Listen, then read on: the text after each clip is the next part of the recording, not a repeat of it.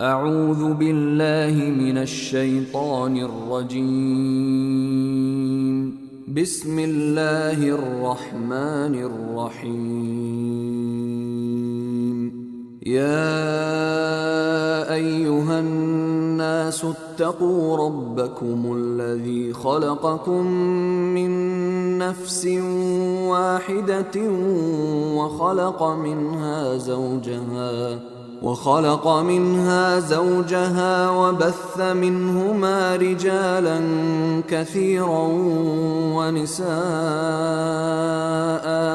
واتقوا الله الذي تساءلون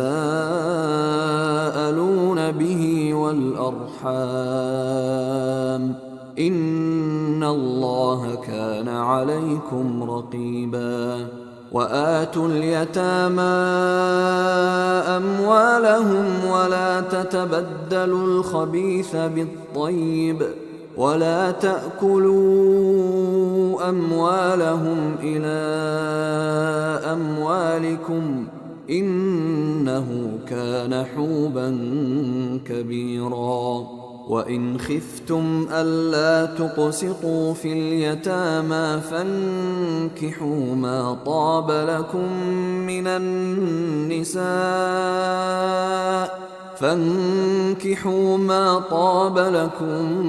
من النساء مثنى وثلاث ورباع، فإن خفتم ألا تعدلوا فواحدة أو ما ملكت أيمانكم، ذلك أدنى ألا تعولوا. وآتوا النساء صدقاتهن نحلة، فإن طبن لكم عن شيء منه نفسا فكلوه هنيئا مريئا. ولا تؤتوا السفهاء أموالكم التي جعل الله لكم قياما وارزقوهم فيها واكسوهم وقولوا لهم قولا معروفا. وابتلوا اليتامى حتى إذا بلغوا النكاح فإن آنستم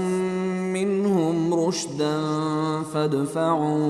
فادفعوا إليهم أموالهم، ولا تأكلوها إسرافا وبدارا أن يكبروا. ومن كان غنيا فليستعفف، ومن كان فقيرا فليأكل بالمعروف.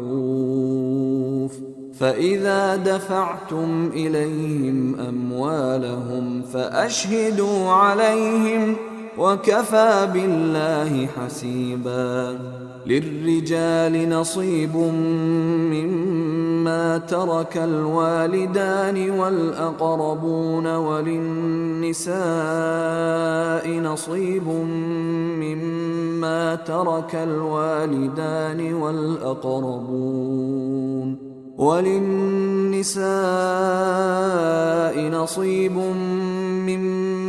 ترك الوالدان والأقربون مما قل منه أو كثر، نصيبا مفروضا. وإذا حضر القسمة أولو القربى واليتامى والمساكين فارزقوهم منه وقولوا لهم قولا معروفا. وليخشى الذين لو تركوا من خلفهم ذرية ضعافا خافوا عليهم فليتقوا الله وليقولوا قولا سديدا. إن الذين يأكلون أموال اليتامى ظلما إنما يأكلون في بطونهم نارا، إنما يأكلون في بطونهم نارا وسيصلون سعيرا. يوصيكم الله في أولادكم للذكر مثل حظ الأنثيين، فإن كن نساء فوق 2 فلهن ثلثا ما ترك، وإن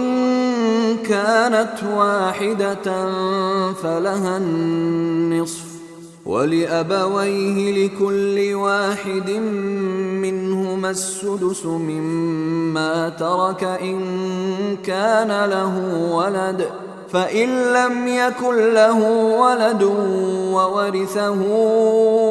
أبواه فلأمه الثلث، فإن كان له إخوة فلأمه السدس من بعد وصية يوصي بها أو دين. آباؤكم وأبناؤكم لا تدرون أيهم أقرب لكم نفعا، فريضة من الله، إن الله كان عليما حكيما. ولكم نصف ما ترك أزواجكم إن لم يكن لهن ولد، فإن كان لهن ولد فلكم الربع مما تركن من بعد وصية يوصين بها أو دين، ولهن الربع مما تركتم إن لم يكن لكم ولد، فإن كان لكم ولد فلهن الثمن مما تركتم من بعد وصية توصون بها أو دين. وإن كان رجل يورث كلالة أو امرأة وله أخ أو أخت فلكل واحد منهما السدس، فإن كانوا أكثر من ذلك فهم شركاء في الثلث من بعد وصية يوصى بها أو دين غير مضار، وصية من الله، والله عليم حليم. تلك حدود الله، ومن يطع الله ورسوله يدخله جنات تجري من تحتها الأنهار خالدين فيها، وذلك الفوز العظيم. ومن يعص الله ورسوله ويتعد حدوده يدخله نارا خالدا فيها وله عذاب مهين. واللاتي يأتين الفاحشة من نسائكم فاستشهدوا عليهن 4 منكم، فإن شهدوا فأمسكوهن في البيوت حتى يتوفاهن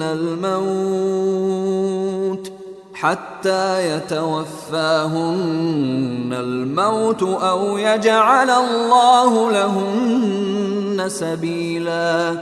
واللذان يأتيانها منكم فآذوهما، فإن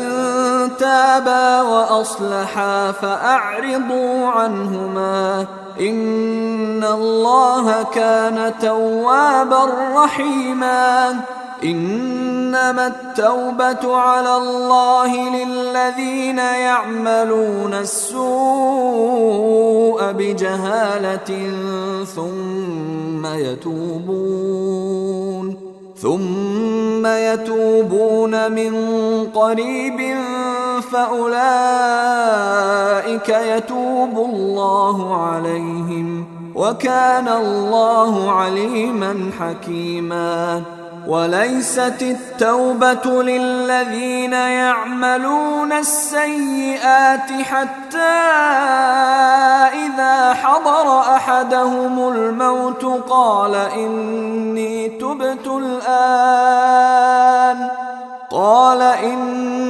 تبت الآن ولا الذين يموتون وهم كفار أولئك أعتدنا لهم عذابا أليما. يا أيها الذين آمنوا لا يحل لكم أن ترثوا النساء كرها ولا تعضلوهن لتذهبوا ببعض ما آتيتموهن إلا أن يأتين بفاحشة مبينة وعاشروهن بالمعروف فإن كرهتموهن فعسى أن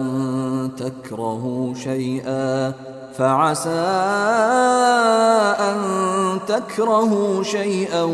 ويجعل الله فيه خيرا كثيرا. وإن أردتم استبدال زوج مكان زوج وآتيتم إحداهن قنطارا فلا تأخذوا منه شيئا أتأخذونه بهتانا وإثما مبينا. وكيف تأخذونه وقد أفضى بعضكم إلى بعض وأخذن منكم ميثاقا غليظا. ولا تنكحوا ما نكح آباؤكم من النساء إلا ما قد سلف إنه كان فاحشة ومقتا وساء سبيلا. حرمت عليكم أمهاتكم وبناتكم وأخواتكم وعماتكم وخالاتكم وبنات الأخ وبنات الأخت وأمهاتكم اللاتي أرضعنكم وأخواتكم من الرضاعة وأمهات نسائكم وربائبكم اللاتي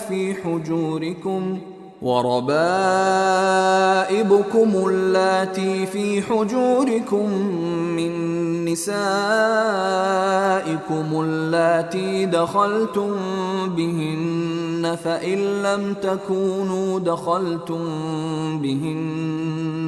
فإن لم تكونوا دخلتم بهن فلا جناح عليكم. وحلائل أبنائكم الذين من أصلابكم وأن تجمعوا بين الأختين إلا ما قد سلف إن الله كان غفورا رحيما. والمحصنات من النساء إلا ما ملكت أيمانكم كتاب الله عليكم وأحل لكم ما وراء ذلكم أن تبتغوا بأموالكم محصنين غير مسافحين فما استمتعتم به منهن فآتوهن أجورهن فريضة ولا جناح عليكم فيما تراضيتم به من بعد الفريضة إن الله كان عليما حكيما ومن لم يستطع منكم طولا أن ينكح المحصنات المؤمنات فمما ملكت أيمانكم من فتياتكم المؤمنات والله أعلم بإيمانكم بعضكم من بعض فانكحوهن بإذن أهلهن وآتوهن أجورهن بالمعروف محصنات غير مسافحات ولا متخذات أخدان فإذا أحصن فإن أتين بفاحشة فعليهن نصف ما على المحصنات من العذاب ذلك لمن خشي العنة منكم وأن تصبروا خير لكم والله غفور رحيم يريد الله ليبين لكم ويهديكم سنن الذين من قبلكم ويتوب عليكم والله عليم حكيم والله يريد أن يتوب عليكم ويريد الذين يتبعون الشهوات أن تميلوا ميلا عظيما يريد الله أن يخفف عنكم وخلق الإنسان ضعيفا يا أيها الذين آمنوا لا تأكلوا أموالكم بينكم بالباطل إلا أن تكون تجارة عن تراض منكم ولا تقتلوا أنفسكم إن الله كان بكم رحيما ومن يفعل ذلك عدوانا وظلما فسوف نصليه نارا وكان ذلك على الله يسيرا إن تجتنبوا كبائر ما تنهون عنه نكفر عنكم سيئاتكم وندخلكم مدخلا كريما ولا تتمنوا ما فضل الله به بعضكم على بعض للرجال نصيب مما اكتسبوا وللنساء نصيب مما اكتسبن واسألوا الله من فضله إن الله كان بكل شيء عليما ولكل جعلنا موالي مما ترك الوالدان والأقربون والذين عقدت أيمانكم فآتوهم نصيبهم إن الله كان على كل شيء شهيدا الرجال قوامون على النساء بما فضل الله بعضهم على بعض وبما أنفقوا من أموالهم فالصالحات قانتات حافظات للغيب بما حفظ الله واللاتي تخافون نشوزهن فعظوهن واهجروهن في المضاجع فإن أطعنكم فلا تبغوا عليهن سبيلا إن الله كان عليا كبيرا وإن خفتم شقاق بينهما فابعثوا حكما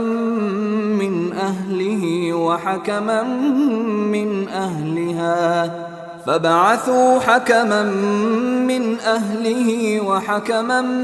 من أهلها إن يريدا إصلاحا يوفق الله بينهما إن الله كان عليما خبيرا واعبدوا الله ولا تشركوا به شيئا وبالوالدين إحسانا وبذي القربى واليتامى والمساكين والجار ذي القربى والجار الجنب والصاحب بالجنب وابن السبيل وما ملكت أيمانكم إن الله لا يحب من كان مختالا فخورا الذين يبخلون ويأمرون الناس بالبخل ويكتمون ما آتاهم الله من فضله وأعتدنا للكافرين عذابا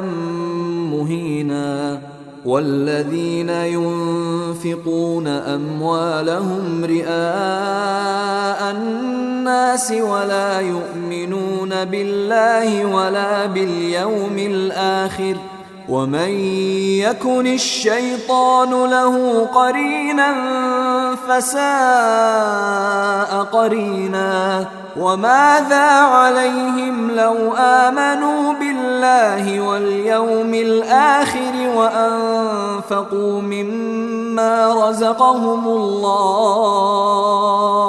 وكان الله بهم عليما إن الله لا يظلم مثقال ذرة وإن تك حسنة يضاعفها ويؤت من لدنه أجرا عظيما فكيف إذا جئنا من كل أمة بشهيد وجئنا بك على هؤلاء شهيدا يومئذ يود الذين كفروا وعصوا الرسول لو تسوى بهم الأرض ولا يكتمون الله حديثا يا أيها الذين آمنوا لا تقربوا الصلاة وأنتم سكارى حتى تعلموا ما تقولون ولا جنبا إلا عابري سبيل حتى تغتسلوا وإن كنتم مرضى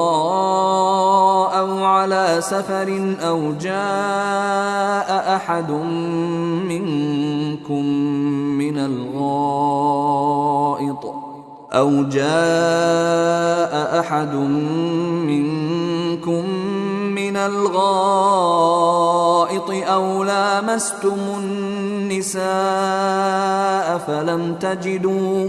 أو لامستم النساء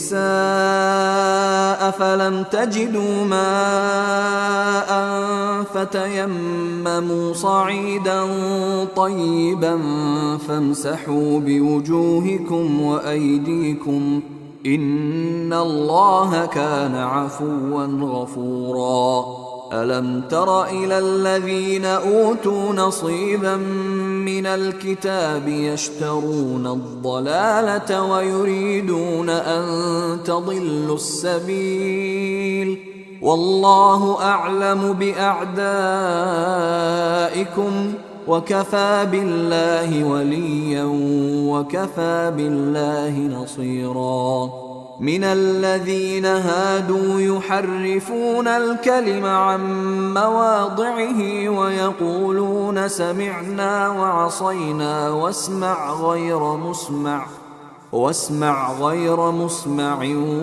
وراعنا ليا بألسنتهم وطعنا في الدين ولو أنهم قالوا سمعنا وأطعنا واسمع وانظرنا لكان خيرا لهم وأقوم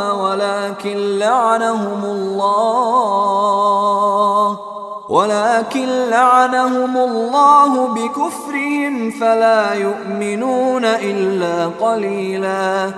يا أيها الذين أوتوا الكتاب آمنوا بما نزلنا مصدقا لما معكم من قبل أن نطمس وجوها فنردها على أدبارها أو نلعنهم كما لعنا أصحاب السبت وكان أمر الله مفعولا. إن الله لا يغفر أن يشرك به ويغفر ما دون ذلك لمن يشاء ومن يشرك بالله فقد افترى إثما عظيما. ألم تر إلى الذين يزكون أنفسهم بل الله يزكي من يشاء ولا يظلمون فتيلا. انظر كيف يفترون على الله الكذب وكفى به إثما مبينا. ألم تر إلى الذين أوتوا نصيبا من الكتاب يؤمنون بالجبت والطاغوت ويقولون للذين كفروا هؤلاء أهدى من الذين آمنوا سبيلا. أولئك الذين لعنهم الله ومن يلعن الله فلن تجد له نصيرا. أم لهم نصيب من الملك فإذا لا يؤتون الناس نقيرا. أم يحسدون الناس على ما آتاهم الله من فضله فقد آتينا آل إبراهيم الكتاب والحكمة وآتيناهم ملكا عظيما. فمنهم من آمن به ومنهم من صد عنه وكفى بجهنم سعيرا. إن الذين كفروا بآياتنا سوف نصليهم نارا كلما نضجت جلودهم بدلناهم جلودا غيرها ليذوقوا العذاب إن الله كان عزيزا حكيما. والذين آمنوا وعملوا الصالحات سندخلهم جنات تجري من تحتها الأنهار خالدين فيها أبدا لهم فيها أزواج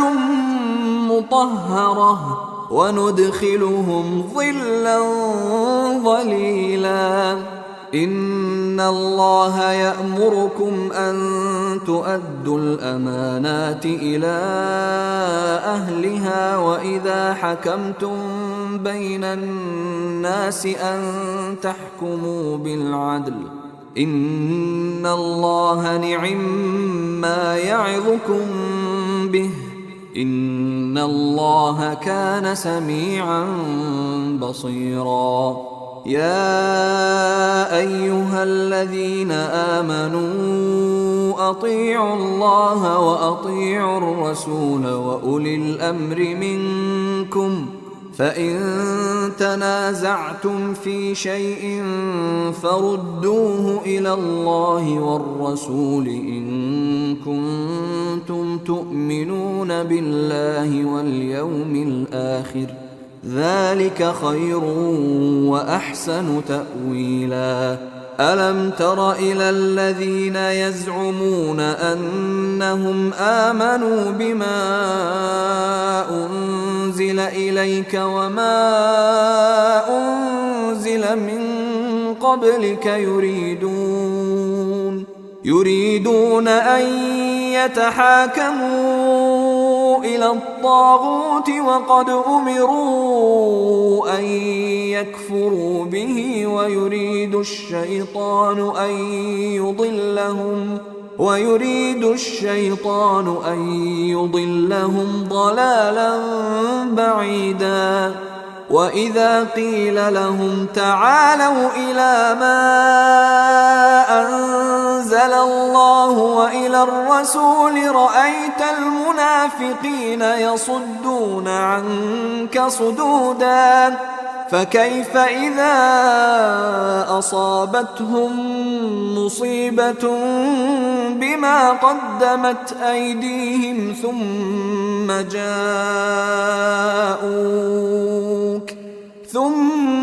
جاءوك يحلفون بالله إن أردنا إلا إحسانا وتوفيقا أولئك الذين يعلم الله ما في قلوبهم فأعرض عنهم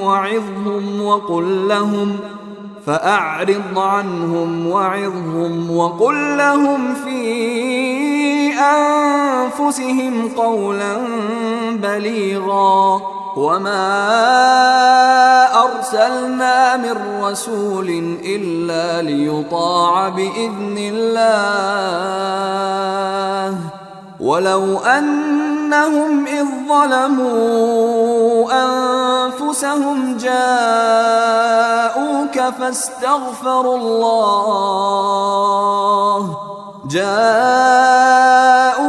فاستغفروا الله واستغفر لهم الرسول لوجدوا الله توابا رحيما فلا وربك لا يؤمنون حتى يحكموك فيما شجر بينهم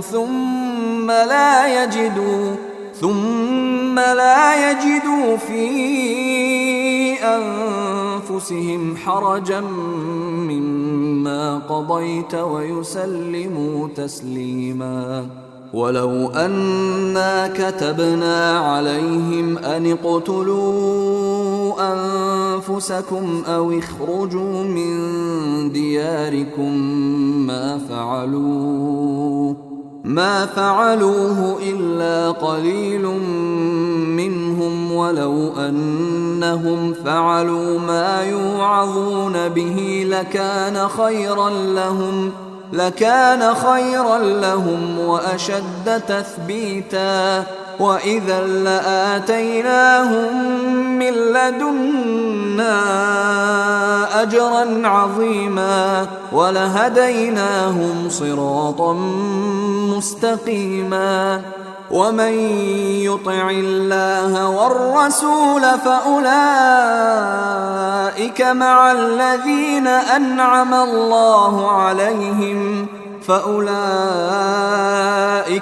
الذين أنعم الله عليهم من النبيين والصديقين والشهداء والصالحين وحسن أولئك رفيقا ذلك الفضل من الله وكفى بالله عليما يا أيها الذين آمنوا خذوا خذوا حذركم فانفروا ثبات أو انفروا جميعا وإن منكم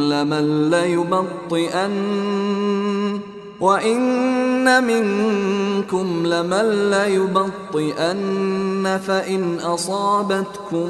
مصيبة قال قد أنعم الله علي إذ لم أكن معهم شهيدا ولئن أصابكم فضل من الله ليقولن كأن لم تكن بينكم وبينه مودة يا ليتني كنت معهم فأفوز فوزا عظيما فليقاتل في سبيل الله الذين يشرون الحياة الدنيا بالآخرة ومن يقاتل في سبيل الله فيقتل أو يغلب فسوف نؤتيه أجرا عظيما وما لكم لا تقاتلون في سبيل الله والمستضعفين من الرجال والنساء والولدان الذين يقولون ربنا أخرجنا من هذه القرية الظالم أهلها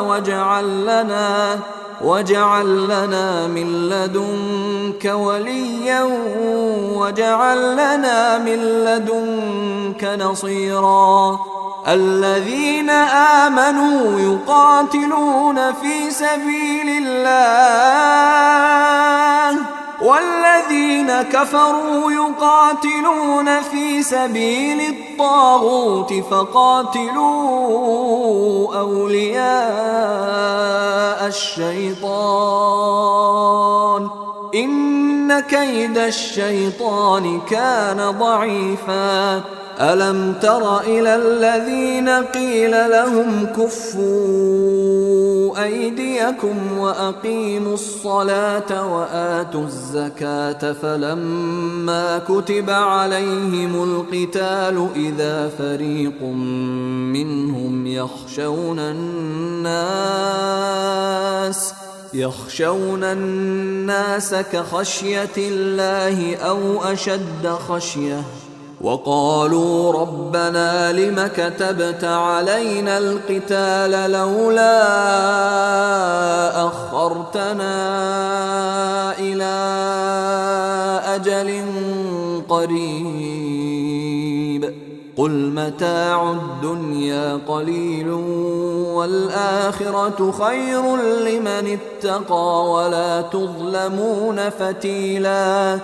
أينما تكونوا يدرككم الموت ولو كنتم في بروج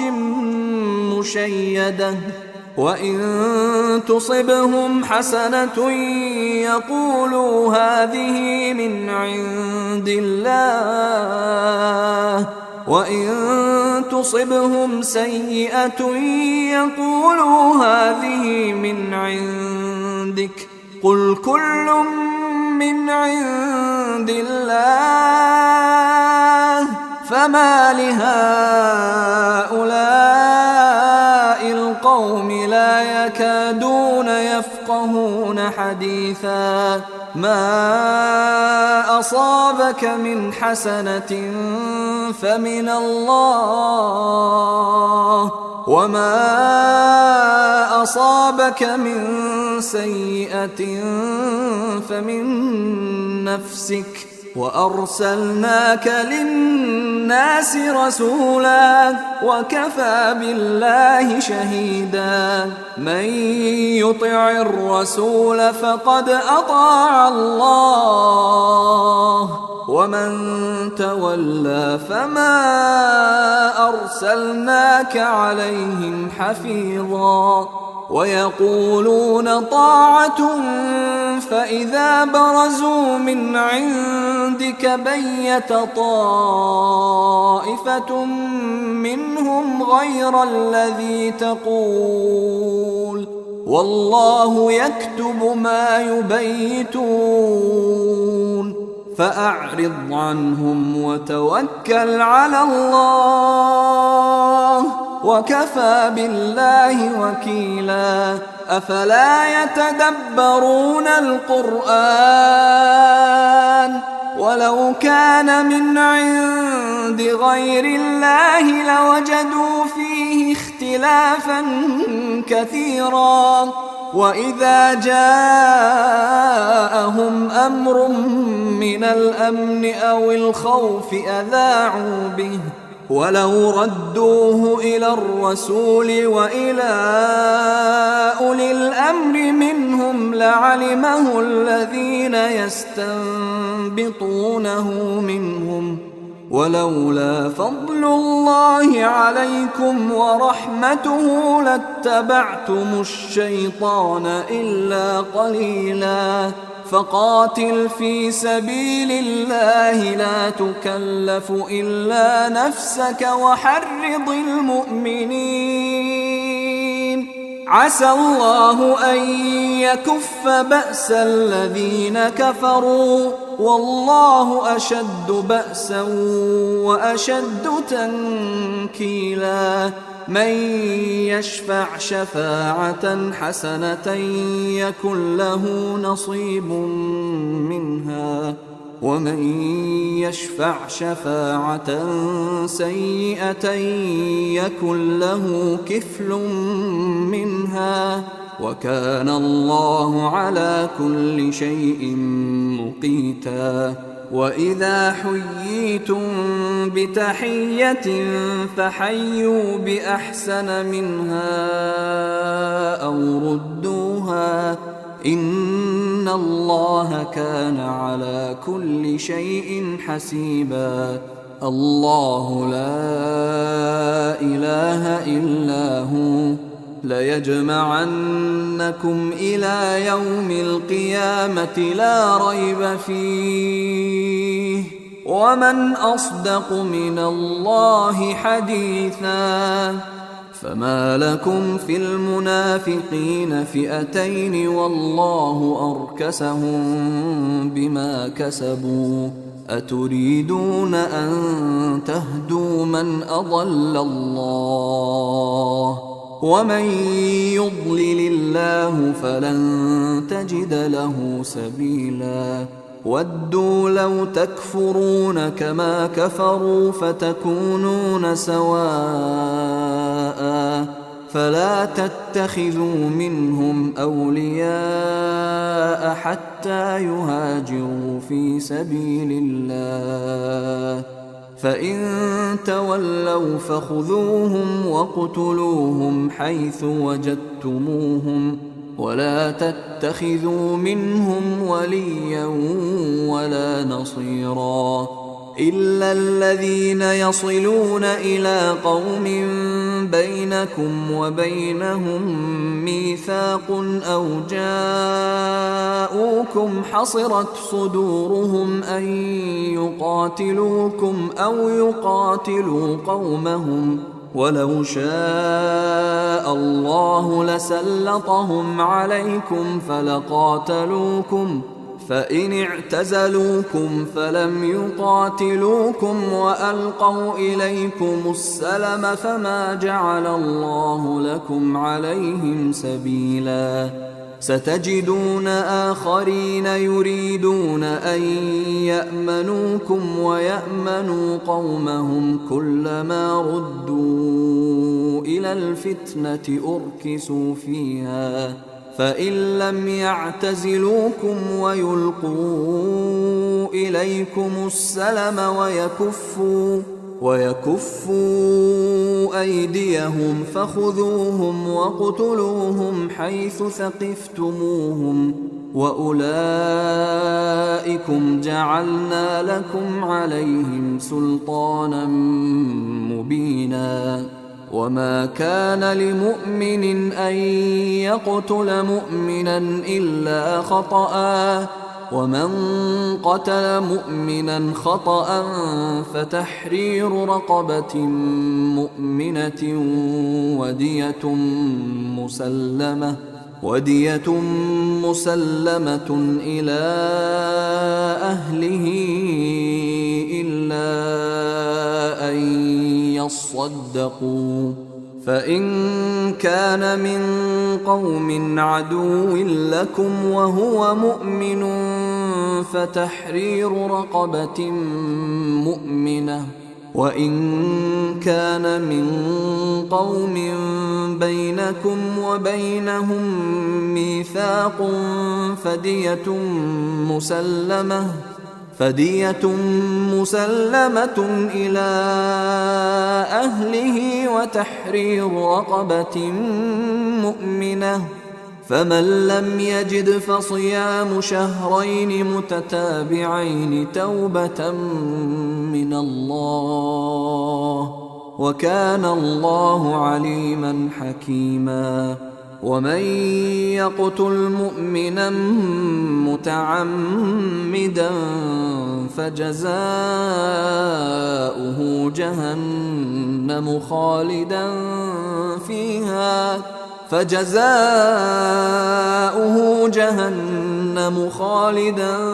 فيها وغضب الله عليه ولعنه وأعد له عذابا عظيما. يا أيها الذين آمنوا إذا ضربتم في سبيل الله فتبينوا ولا تقولوا لمن ألقى إليكم السلام لست مؤمنا تبتغون عرض الحياة الدنيا فعند الله مغانم كثيرة كذلك كنتم من قبل فمن الله عليكم فتبينوا إن الله كان بما تعملون خبيرا. لا يستوي القاعدون من المؤمنين غير أولي الضرر والمجاهدون في سبيل الله بأموالهم وأنفسهم، فضل الله المجاهدين بأموالهم وأنفسهم على القاعدين درجة، وكلا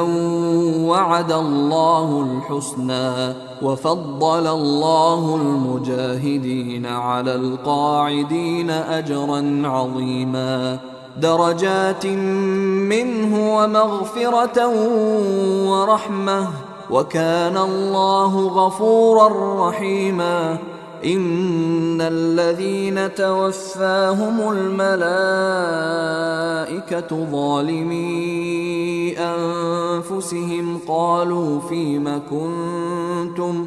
قالوا كنا مستضعفين في الأرض قالوا ألم تكن أرض الله واسعة فتهاجروا فيها فأولئك مأواهم جهنم وساءت مصيرا إلا المستضعفين من الرجال والنساء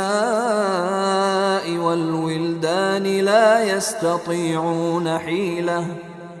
يستطيعون حيلة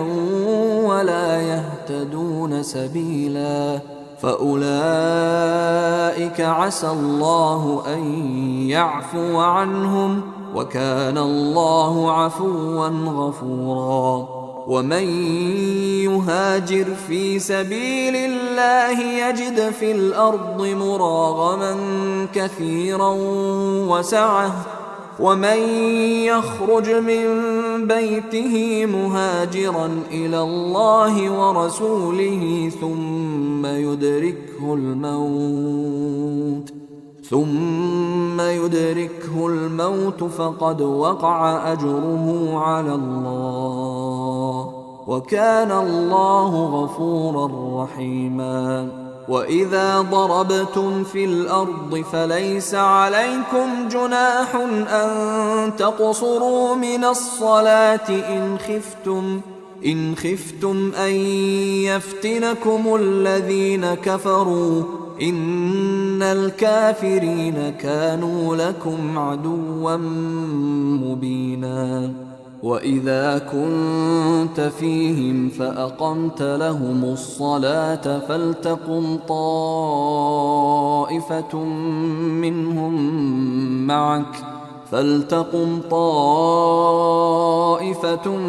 منهم معك وليأخذوا أسلحتهم فإذا سجدوا فليكونوا من ورائكم ولتأت طائفة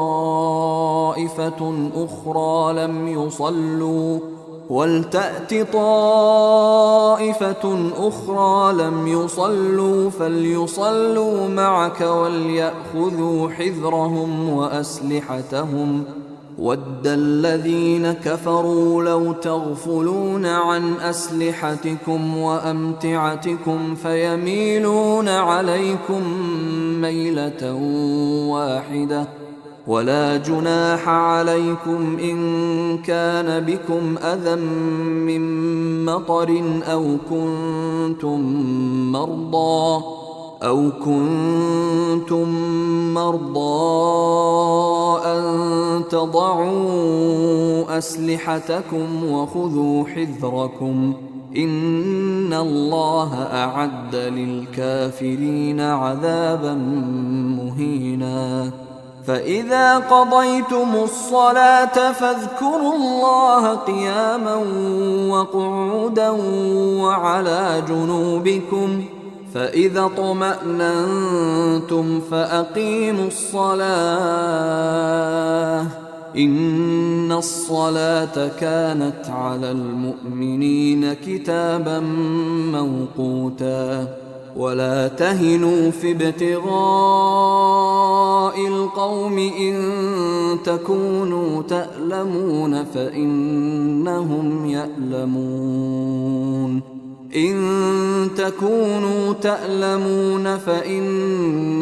يألمون كما تألمون وترجون من الله ما لا يرجون وكان الله عليما حكيما. إنا أنزلنا إليك الكتاب بالحق لتحكم بين الناس بما أراك الله ولا تكن للخائنين خصيما واستغفر الله إن الله كان غفورا رحيما. ولا تجادل عن الذين يختانون أنفسهم إن الله لا يحب من كان خوانا أثيما. يستخفون من الناس ولا يستخفون من الله وهو معهم إذ يبيتون ما لا يرضى من القول وكان الله بما يعملون محيطا. ها أنتم هؤلاء جادلتم عنهم في الحياة الدنيا فمن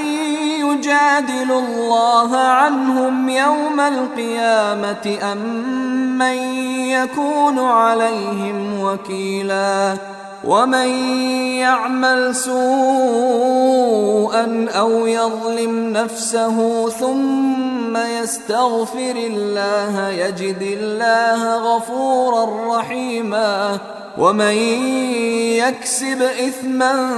فإنما يكسبه على نفسه وكان الله عليما حكيما. ومن يكسب خطيئة أو إثما ثم يرم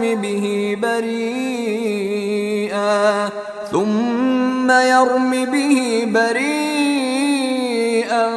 فقد احتمل بهتانا وإثما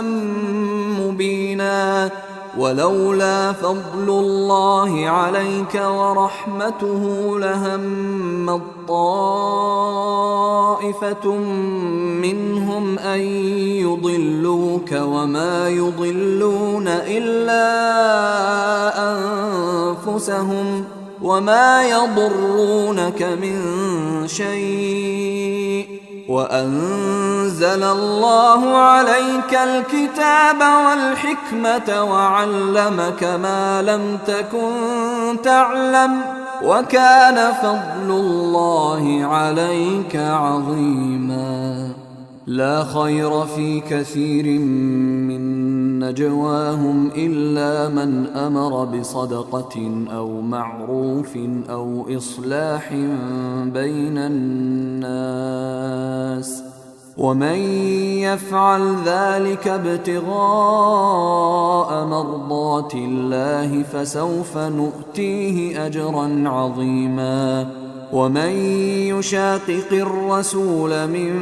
بعد ما تبين له الهدى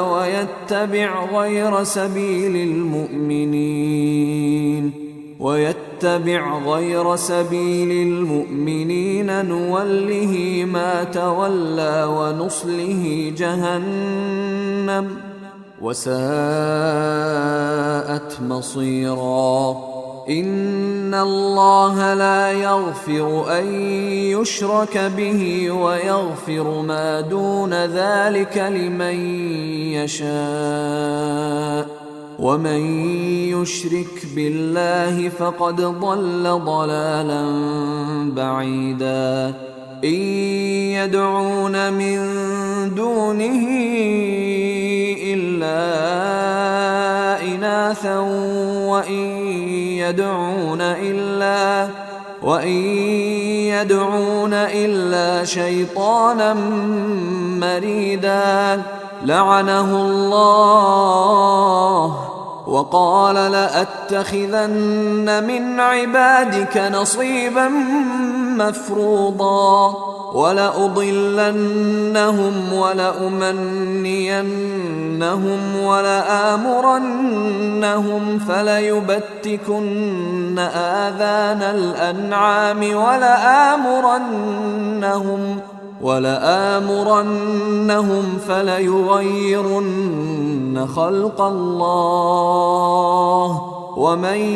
يتخذ الشيطان وليا من دون الله فقد خسر خسرانا مبينا. يعدهم ويمنيهم وما يعدهم الشيطان إلا غرورا. أولئك مأواهم جهنم ولا يجدون عنها محيصا.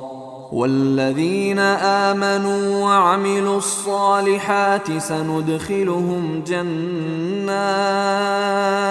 سندخلهم جنات تجري من تحتها الأنهار خالدين فيها أبدا وعد الله حقا ومن أصدق من الله قيلا. ليس بأمانيكم ولا أماني أهل الكتاب من يعمل سوءا يجز به ولا يجد له من دون الله وليا ولا نصيرا. ومن يعمل من الصالحات من ذكر أو أنثى وهو مؤمن فأولئك يدخلون الجنة ولا يظلمون نقيرا. ومن أحسن دينا ممن من أسلم وجهه لله وهو محسن واتبع ملة إبراهيم حنيفا واتخذ الله إبراهيم خليلا ولله ما في السماوات وما في الأرض وكان الله بكل شيء محيطا ويستفتونك في النساء قل الله يفتيكم فيهن وما يتلى عليكم في الكتاب في يتامى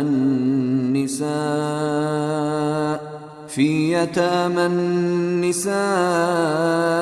اللاتي لا تؤتونهن ما كتب لهن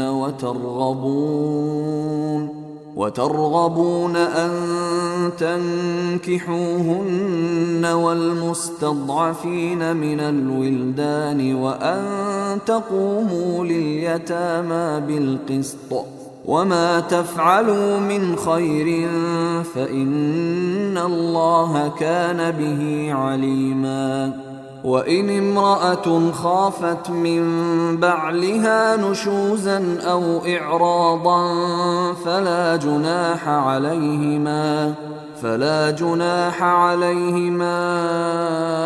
أن يصلحا بينهما صلحا والصلح خير وأحضرت الأنفس الشح وإن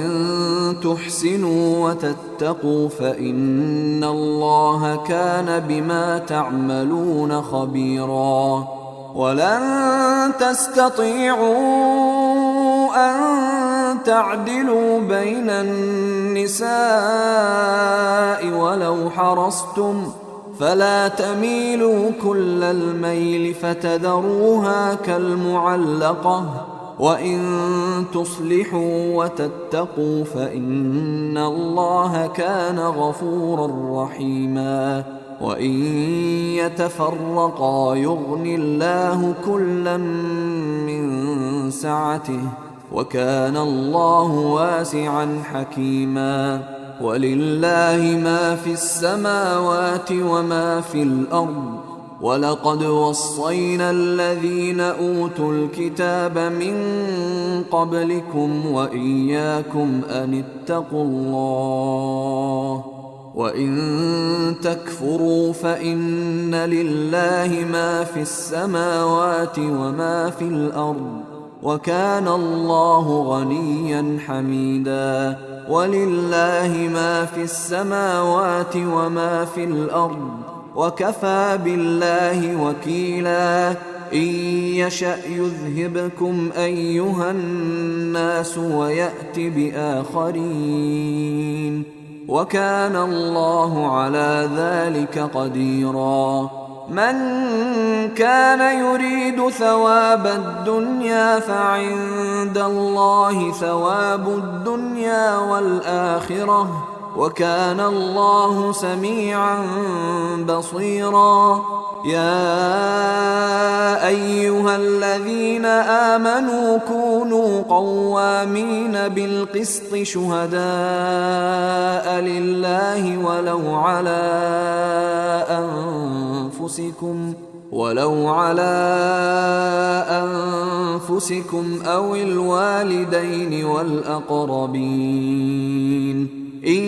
يكن غنيا أو فقيرا فالله أولى بهما فلا تتبعوا الهوى أن تعدلوا وإن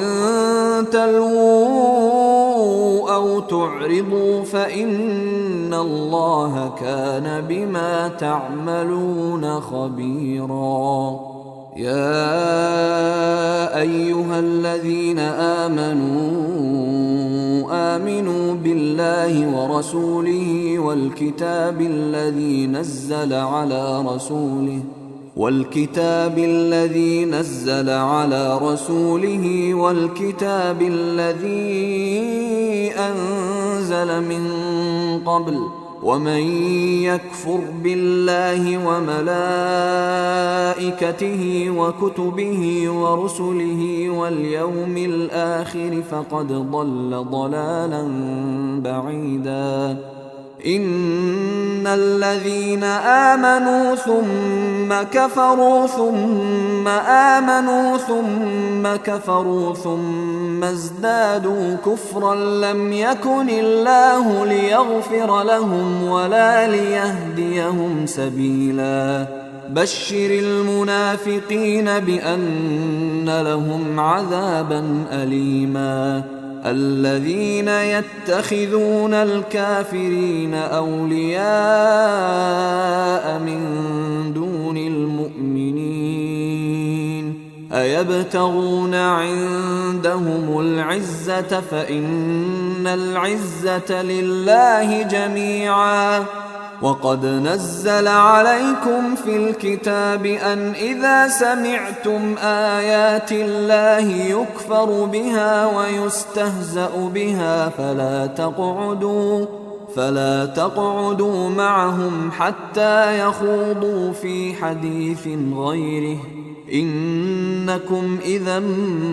مثلهم. إن الله جامع المنافقين والكافرين في جهنم جميعا. الذين يتربصون بكم فإن كان لكم فتح من الله قالوا ألم نكن معكم وإن كان للكافرين نصيب قالوا ألم نستحوذ عليكم ونمنعكم من المؤمنين فالله يحكم بينكم يوم القيامة ولن يجعل الله للكافرين على المؤمنين سبيلا. إن المنافقين يخادعون الله وهو خادعهم وإذا قاموا إلى الصلاة قاموا كسالى يراءون الناس ولا يذكرون الله إلا قليلا مذبذبين بين ذلك لا إله هؤلاء ولا إله هؤلاء ومن يضلل الله فلن تجد له سبيلا. يا أيها الذين آمنوا لا تتخذوا الكافرين أولياء من دون المؤمنين أتريدون أن تجعلوا لله عليكم سلطانا مبينا. إن المنافقين في الدرك الأسفل من النار ولن تجد لهم نصيرا إلا الذين تابوا وأصلحوا واعتصموا بالله وأخلصوا دينهم لله فأولئك مع المؤمنين وسوف يؤتي الله المؤمنين أجرا عظيما. ما يفعل الله بعذابكم إن شكرتم وآمنتم وكان الله شاكرا عليما. لا يحب الله الجهر بالسوء من القول إلا من ظلم وكان الله سميعا عليما. إن تبدوا خيرا أو تخفوه أو تعفوا عن سوء فإن الله كان عفوا قديرا. إن الذين يكفرون بالله ورسله ويريدون أن يفرقوا بين الله ورسله ويقولون نؤمن ببعض ونكفر ببعض ويريدون أن يتخذوا بين ذلك سبيلا أولئك هم الكافرون حقا وأعتدنا للكافرين عذابا مهينا والذين آمنوا بالله ورسله ولم يفرقوا بين أحد منهم أولئك سوف يؤتيهم أجورهم وكان الله غفورا رحيما يسألك أهل الكتاب أن تنزل عليهم كتابا من السماء فقد سألوا موسى أكبر من ذلك فقالوا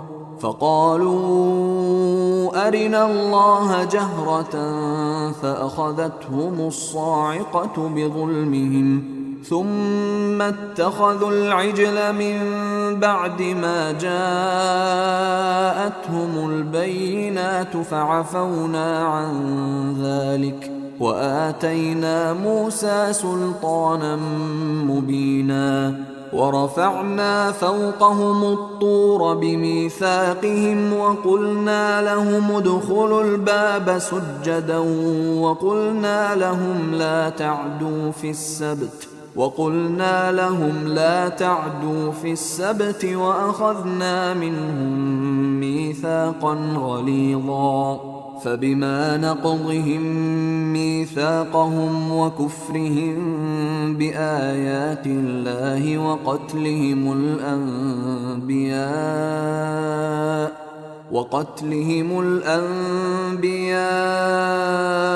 بغير حق وقولهم قلوبنا غلف بل طبع الله عليها بكفرهم فلا يؤمنون إلا قليلا وبكفرهم وقولهم على مريم بهتانا عظيما وقولهم إنا قتلنا المسيح عيسى ابن مريم رسول الله وما قتلوه وما صلبوه ولكن شبه لهم وإن الذين اختلفوا فيه لفي شك منه ما لهم به من علم إلا اتباع الظن وما قتلوه يقينا بل رفعه الله إليه وكان الله عزيزا حكيما وإن من أهل الكتاب إلا ليؤمنن به قبل موته ويوم القيامة يكون عليهم شهيدا فبظلم من الذين هادوا حرمنا عليهم طيبات أحلت لهم وبصدهم عن سبيل الله كثيرا وأخذهم الربا وقد نهوا عنه وأكلهم أموال الناس بالباطل وأعتدنا للكافرين منهم عذابا أليما لكن الراسخون في العلم منهم والمؤمنون يؤمنون بما أنزل إليك وما أنزل من قبلك والمقيمين الصلاة والمؤتون الزكاة والمؤمنون بالله واليوم الآخر أولئك سنؤتيهم أجرا عظيما إنا أوحينا إليك كما أوحينا إلى نوح النبيين من بعده. وأوحينا إلى إبراهيم وإسماعيل وإسحاق ويعقوب والأسباط وعيسى وأيوب ويونس وهارون وسليمان وآتينا داود زبورا ورسلا قد قصصناهم عليك من قبل ورسلا لم نقصصهم عليك وكلم الله موسى تكليما رسلا مبشرين ومنذرين لئلا يكون للناس على الله حجة بعد الرسل وكان الله عزيزا حكيما. لكن الله يشهد بما أنزل إليك أنزله بعلمه والملائكة يشهدون وكفى بالله شهيدا. إن الذين كفروا وصدوا عن سبيل الله قد ضلوا ضلالا بعيدا. إن الذين كفروا وظلموا لم يكن الله ليغفر لهم ولا ليهديهم طريقا إلا طريق جهنم خالدين فيها أبدا وكان ذلك على الله يسيرا. يا أيها الناس قد جاءكم الرسول بالحق من ربكم فآمنوا خيرا لكم وإن تكفروا فإن لله ما في السماوات والأرض وكان الله عليما حكيما. يا أهل الكتاب لا تغلوا في دينكم ولا تقولوا على الله إلا الحق إنما المسيح عيسى بن مريم رسول الله وكلمته ألقاها إلى مريم وروح منه فآمنوا بالله ورسله ولا تقولوا ثلاثة انتهوا خيرا لكم إنما الله إله واحد سبحانه أن يكون له ولد له ما في السماوات وما في الأرض وكفى بالله وكيلا. لن يستنكف المسيح أن يكون عبدا لله ولا الملائكة المقربون ومن يستنكف عن عبادته ويستكبر فسيحشرهم إليه جميعا. فأما الذين آمنوا وعملوا الصالحات فيوفيهم أجورهم ويزيدهم من فضله وأما الذين استنكفوا واستكبروا فيعذبهم عذابا أليما ولا يجدون لهم من دون الله وليا ولا نصيرا.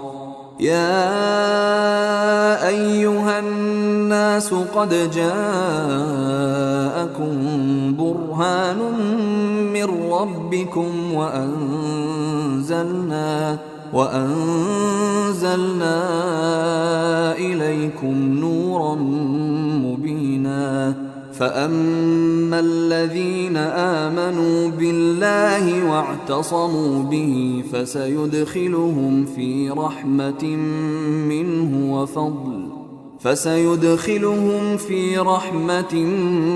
منه وفضل ويهديهم إليه صراطا مستقيما.